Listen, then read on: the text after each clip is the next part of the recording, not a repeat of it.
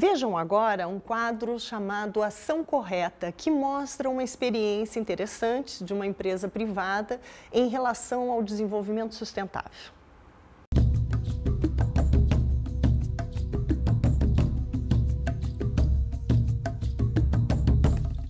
Por determinação do Conselho Nacional do Meio Ambiente, o CONAMA, desde 1999, os fabricantes e importadores de pneus precisam comprovar para o IBAMA qual o destino dos pneus usados. São cerca de 30 milhões por ano no Brasil. Separando os componentes de cada um, é possível reaproveitar o aço, o nylon e a borracha. É sobre essa última substância que vamos falar hoje, porque ela tem sido reaproveitada com sucesso para fazer pavimentações das estradas. Com propriedades elásticas e antioxidantes, os pneus se tornaram aliados para revestir rodovias. A amostra de asfalto convencional estica e não volta. A com 15% de borracha já é diferente, retorna em até 65%.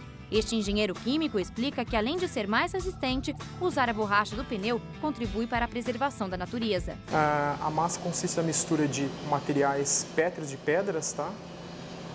Com um asfalto modificado com borracha. Onde essa modificação se dá da seguinte maneira: a empresa adiciona ao asfalto fornecido pela Petrobras, tá? Aditivos químicos e o pó de borracha. E em equipamentos especialmente dimensionados, a gente obtém o produto final, que é o asfalto borracha. E onde a gente usa aí um nome comercial de Ecoflex. Então, a empresa que faz a reciclagem dos pneus, ela capta esse pneu no meio ambiente ou de qualquer pessoa ou empresa queira descartar esse pneu de forma adequada. Elas recebem esses pneus. Então, esses pneus eles são separados em 3 produtos ou subprodutos: o aço, o nylon e o pó de borracha propriamente dito. A borracha do pneu é transformada em pó e misturada no asfalto para formar a massa asfáltica. Visto no microscópio, o componente reaproveitado funciona como um ligante elástico entre as pedras e o asfalto. A principal diferença entre a massa asfáltica convencional e a feita com borracha é a durabilidade. O asfalto borracha vai durar pelo menos 1,5 vezes mais que a massa asfáltica com asfalto feito com asfalto convencional. Isso porque no processo de obtenção do asfalto borracha a gente consegue extrair polímeros, antioxidantes, produtos químicos em geral que melhoram esse asfalto, que melhoram esse ligante. Com isso nós vamos ter maior flexibilidade, menor suscetibilidade térmica, quer dizer, ele demora mais para amolecer, né, a uma temperatura maior. Então, isso evita deformação permanente, que são as trilhas de roda, tá? E a fadiga, são as trincas no pavimento. Em 1 quilômetro de pavimento feito com asfalto borracha, você vai gastar 1.000 pneus em 1 quilômetro. Isso dá equivalente a um prédio de mais ou menos 30 andares. O pavimento, que também ganha propriedades antioxidantes, reduz o ruído quando os veículos passam, melhora a aderência e diminui os impactos para os motoristas. A África do Sul e os Estados Unidos são os maiores consumidores desse tipo de asfalto no mundo. Eles também dominam a tecnologia do setor. O Brasil está em 3º lugar. Hoje já são mais de 1.100 quilômetros com a cobertura de borracha no país. A concessionária Ecovia, que administra o trecho entre Curitiba e o litoral paranaense, está utilizando o asfalto ecológico. O teste foi feito nesta estrada de 5 quilômetros que corta uma área de preservação ambiental. Foram aproveitados 7.000 pneus velhos e os resultados foram satisfatórios. É o seguinte, a pavimentação aqui no Brasil, os asfaltos, depois de 1983, com as crises de petróleo, começou a qualidade do asfalto, que é o refino de petróleo, a perder qualidade, endurecer e tudo mais. Então, na evolução agora de 90, por aí, o pessoal começou no exterior a agregar a borracha no sentido de melhorar a elasticidade e a dureza do asfalto. Tem a economia direta na rodovia, foi nessa diminuição de espessura, uma vez que eu melhorei, vamos dizer, a cola, né, do agregado pedra, pó de pedra e tudo, o asfalto entra como cola. Então, melhorando essa cola, tendo uma qualidade melhor de elasticidade e dureza, que a borracha deu, eu tenho uma mistura final mais resistente. E por ser mais resistente, nós podemos diminuir um centímetro de espessura no pavimento. O engenheiro conta que o custo para a implantação desse tipo de asfalto é 20% maior. Mas, em compensação, é possível usar uma camada mais fina e que dura mais tempo do que o asfalto sem borracha. Não, tem um custo sim, porque esse asfalto com borracha ele é um pouco mais caro. É na ordem aí, talvez de 20% mais caro que o asfalto normal, de 20%, 25%.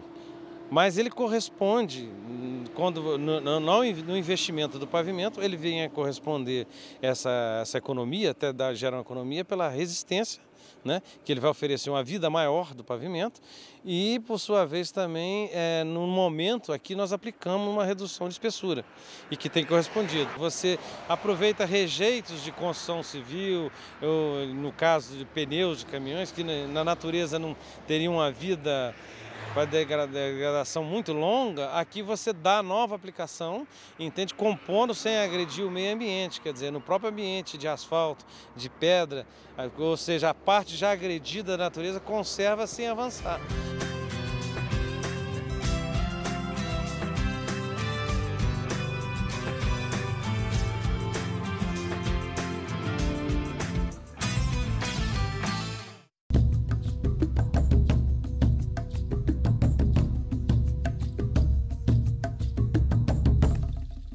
Vamos ver agora nosso futuro comum e os princípios de sustentabilidade.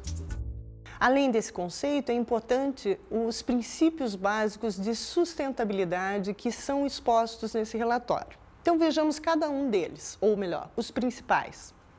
Que todos devem ter atendidas as suas necessidades básicas. Ou seja, novamente, ele está se referindo a todos os países e às necessidades básicas de moradia, de habitação, de educação, saúde. Que haja crescimento econômico em regiões onde as necessidades básicas não estão sendo atendidas. Ou seja, esse princípio enfatiza a preocupação com os países do hemisfério sul, os países mais pobres que ainda não alcançaram um desenvolvimento, um crescimento econômico especificamente. Que, no mínimo, não sejam postos em risco os sistemas naturais que sustentam a vida na Terra, a atmosfera, as águas, os solos e os seres vivos. Ou seja, o desenvolvimento deve ter como preocupação a proteção à natureza. Que o desenvolvimento tecnológico seja orientado para estas premissas anteriores. Ou seja, a tecnologia deve atender às necessidades de desenvolvimento das populações humanas, como deve se preocupar em utilizar de forma adequada, ela deve ser adequada às necessidades da natureza. Bem, o relatório Nosso Futuro Comum aponta, enfim, que o desenvolvimento sustentável é um processo de transformação, no qual a exploração dos recursos, a direção dos investimentos, a orientação do desenvolvimento tecnológico e a mudança institucional se harmonizam e reforçam o potencial presente e futuro, a fim de atender às necessidades e aspirações humanas. Não é um esforço permanente de harmonia, mas é um processo de mudança que vai depender, em grande parte, do empenho político de todos os governos e cidadãos para que realmente ele seja alcançado. Uma das principais contribuições do relatório Nosso Futuro Comum, ou relatório Brundtland, como ficou conhecido, é que ele trouxe para o cenário político e para o cenário público a discussão sobre as formas de desenvolvimento que existiram até aqui e o que precisa ser feito para que novas formas de desenvolvimento não afetem a natureza como tem afetado. Então, uma das contribuições especiais é porque, a partir dos anos 80, quando ele foi amplamente divulgado, vários governos têm utilizado quase como um manual esse relatório. Os princípios básicos de sustentabilidade têm sido levados em conta. Mas a principal contribuição ainda é de um compromisso ético que esse relatório aponta. Um compromisso ético com a natureza. Dessa vez, o relatório não fala só no desenvolvimento com uma preocupação centrada no homem, mas sim de que nós devemos estar atentos ao que nós fazemos para a natureza, a como nós nos relacionamos com a natureza. Essa é uma grande contribuição desse relatório.